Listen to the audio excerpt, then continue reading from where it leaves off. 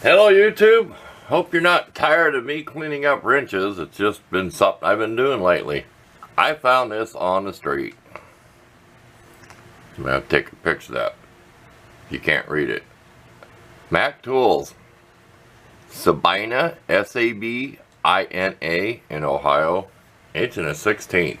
There's some rust down in here. It's not got a lot of wear. I mean, it might be, I don't know if that's grease or the plating's chipped. Some of these wrenches be wear. They're just chrome plated. It's not some polished special steel that look like chrome. I mean, they just put plating on them. You could tell, like, some of the casting in here, how that's made. Not saying it's a bad wrench. These are good wrenches. This high dollar tool, it better be. I found this on the street, okay? I thought I knew who it belonged to. A guy lived in the neighborhood that worked on stuff and took off with his truck and he worked on cars and stuff, and I asked him, did you lose any tools lately? Have you lost a wrench? I wasn't going to tell him what it was. Have you lost any big wrenches? No. Are you sure you've not lost big wrench? I asked probably a week later. Nope, I ain't missed anything. So it's mine. So I did ask the only person I know who it could have belonged to. Hasn't really been beat on with a hammer. We made this. We put a longer bolt in here, our scrubby thing. This is not the good pads. The good pads are the like a dark maroon looking color. This is like the wimpiest ones, but it will buff this. The important thing is we're going to get the rust out of there. So less yak, more work.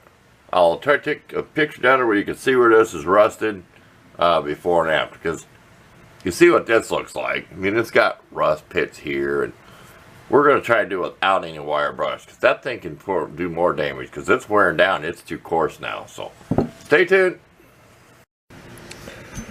Okay, real quick, we'll show you this little bit we're using to clean in here. We're at a slow speed, okay?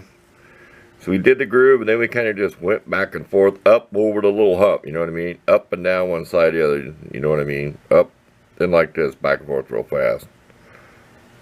We're not really taking any metal off. Might be taking some plating off.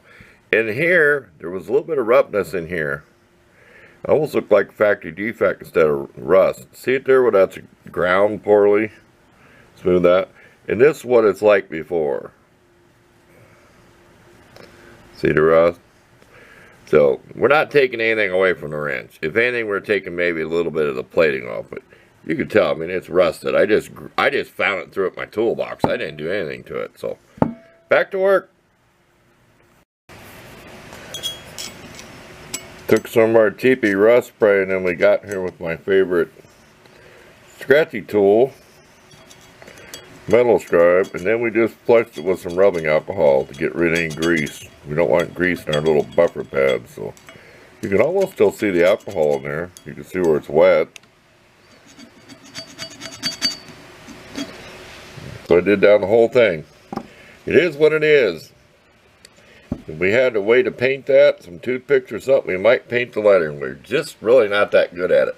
When we were a kid doing model car stuff, we could, so we just need to practice it. So, back to work.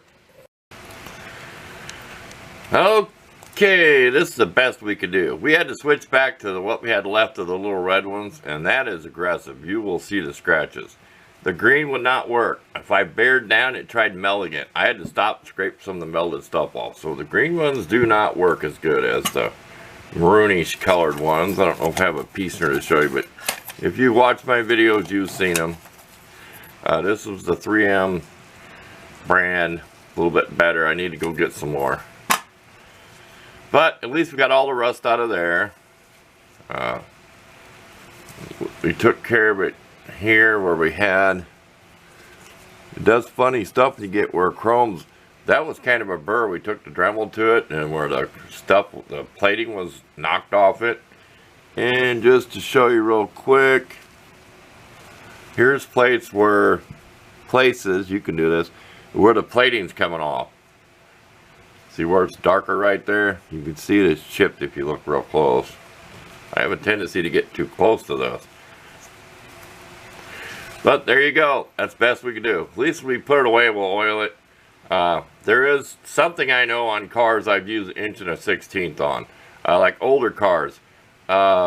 Sometimes like your wheel bearing nut or the nut that holds your yoke on the rear end of a car where the drive shaft goes, it could be sizes like that on a car. So there is a use for that size on cars. But we'll give you a bonus here. This is one of my favorite wrenches. I have seen a set of these years ago and drooled over them, of John Deere wrenches. Don't ask me how I came across this. It could have been a box of junk that I got at an auction or a rummage who knows where.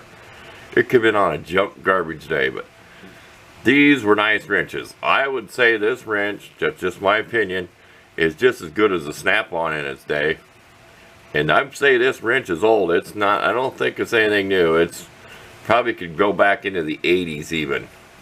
If anybody's familiar with John Deere wrenches, they can comment on how old they think it is.